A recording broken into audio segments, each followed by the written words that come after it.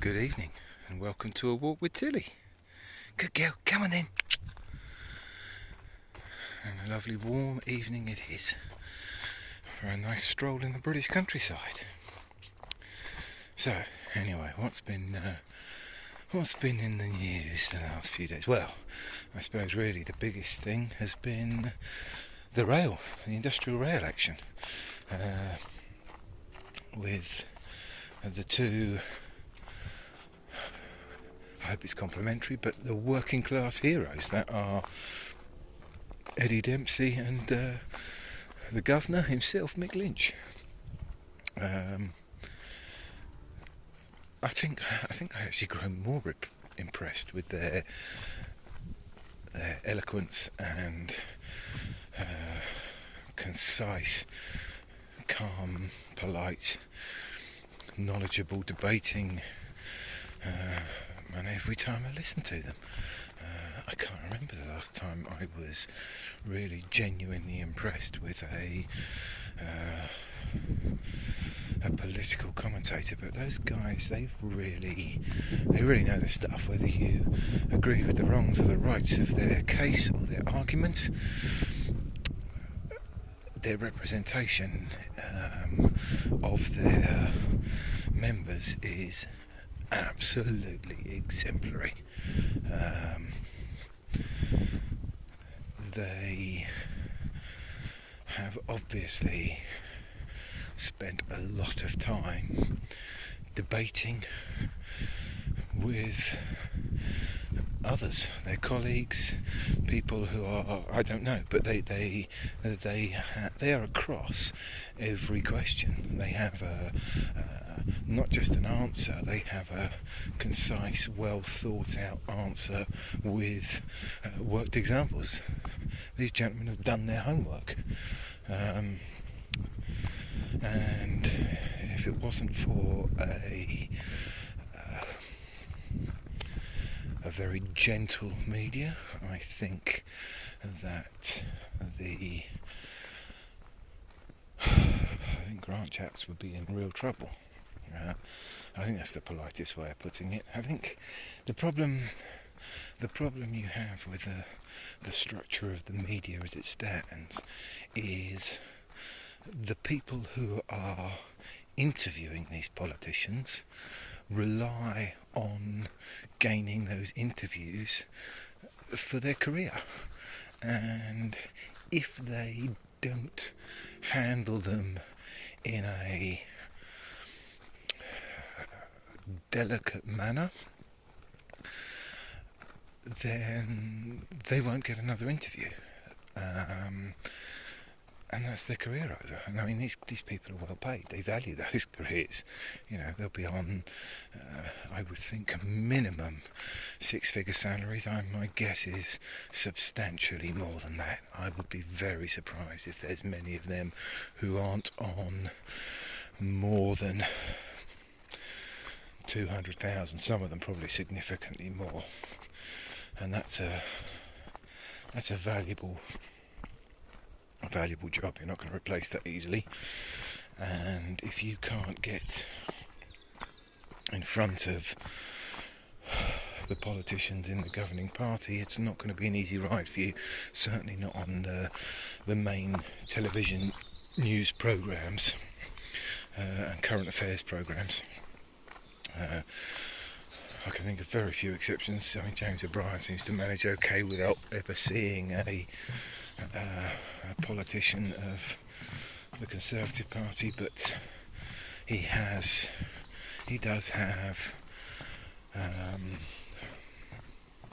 the opposition on fairly regularly, and he obviously managed to get Mick Lynch on, and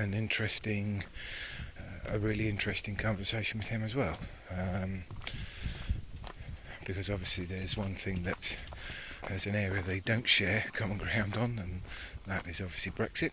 I believe, or as I understand it, Mick Lynch was in favour of it, or as I think they would suggest, Alexit,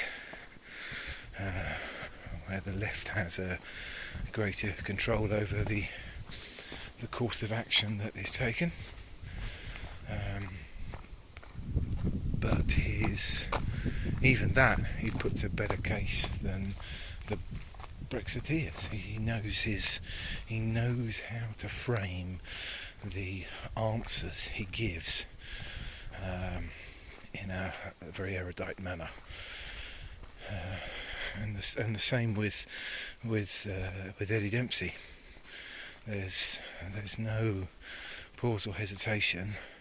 They're straight in. There's one or two things that I think possibly they could.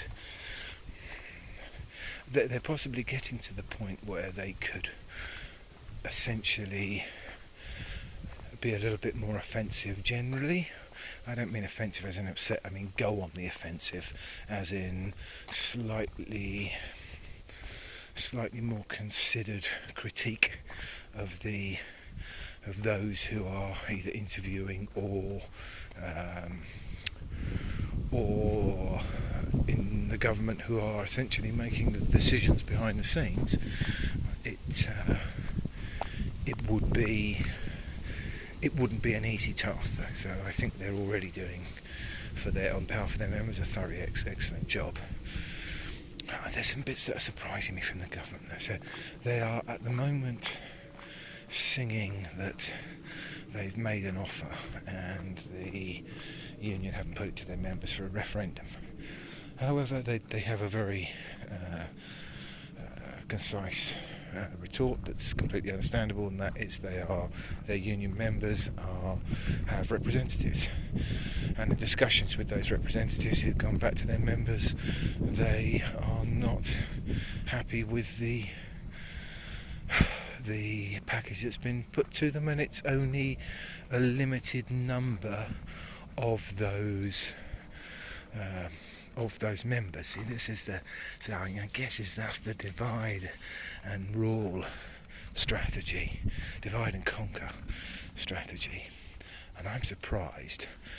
I'm almost reluctant to say it in case it hasn't been considered, but it must have been. Okay, so if I was making those decisions about, and I wanted to improve the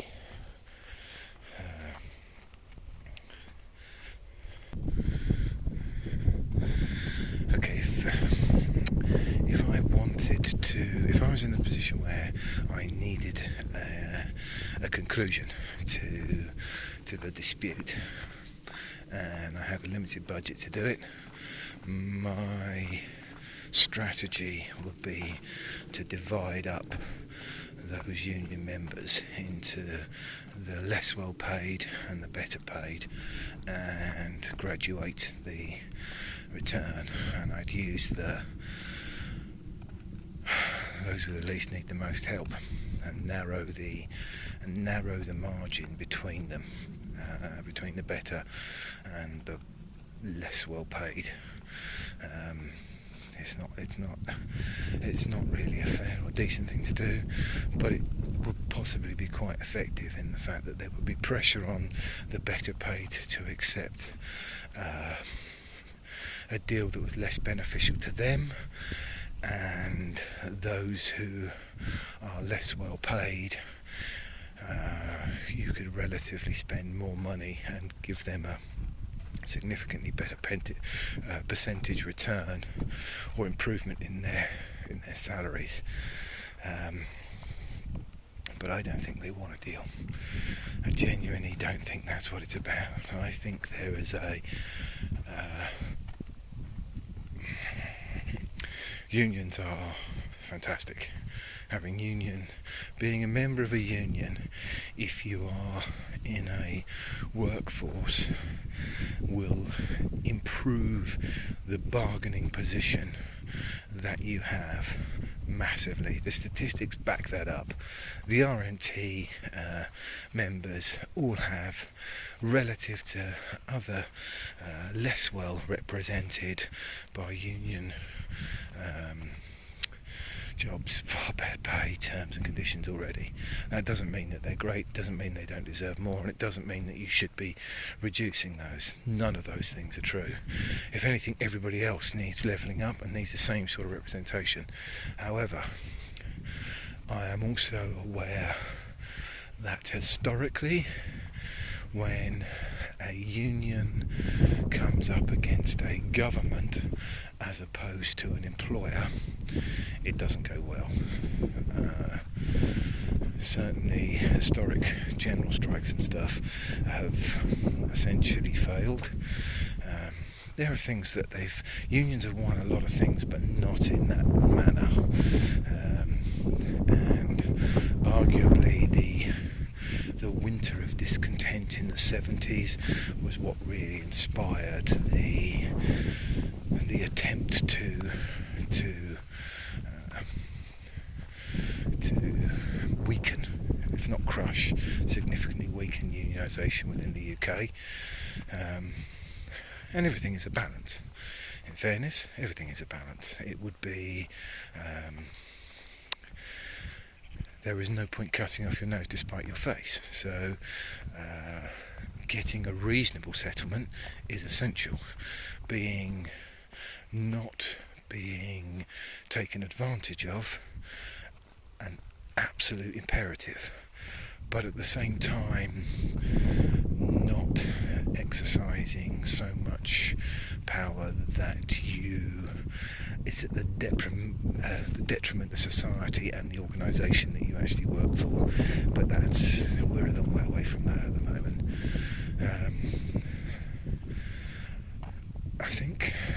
I hope that there is a settlement offered that is tolerable.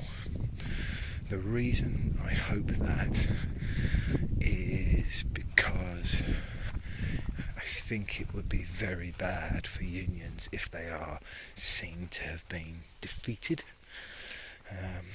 and with as beautifully summed up by Eddie and Mick, the hard right government that we are getting, and they are, be under no illusion, they're hard right, very hard right. I think Frankie Boyle put it beautifully. They're incompetent fascists. They will be the only fascists normally, for their one good quality is that they're well organised and very competent. They'll be taking us to the gas chambers on a bus service, on an intermittent bus service. I'm not a comedian, as you can tell, but that sums it up remarkably well. They are. I'm going to do another video about the European Court of Human Rights, because I am so deeply concerned, because that was designed to stop fascism, and there's that saying that first they came for the unions, then they came for the socialists, then they came for the Jews, and then they came for me, and there was no one to speak up for me. So I guess you have to pin your colours to the mast. So I am now content that the current administration are not just flirting with fascism. If they remove our membership to the European Court of Human Rights, then that's it. They are fascistic. I guess there's gradation of that, but that definitely is a step on that path. Goodness me, look at that. The light seems so dark in here. Now I can still see where I'm going, but you are going to be in complete darkness. But see, it is still quite bright. It's just that there is a little bit of wooded area that goes down to a stream that I'm sure you've seen in daylight. It's very pretty. It's a lovely... I'm very lucky to have such beautiful places to walk with, Tilly. But we're getting to that time of the year when, if I leave it a little later to go, it gets incredibly dark, incredibly quickly, certainly in the wooded beds. But there we go, we're coming out to some daylight again. So I think I will we'll call it there for now. It's bye from myself and Tilly. Have a lovely rest of the weekend, and I think we're going to do another video tomorrow. And I'm going to air the concerns that I have about exactly what the importance of being a member of the European Court of Human Rights are, and why it's essential that people know that. Bye for now.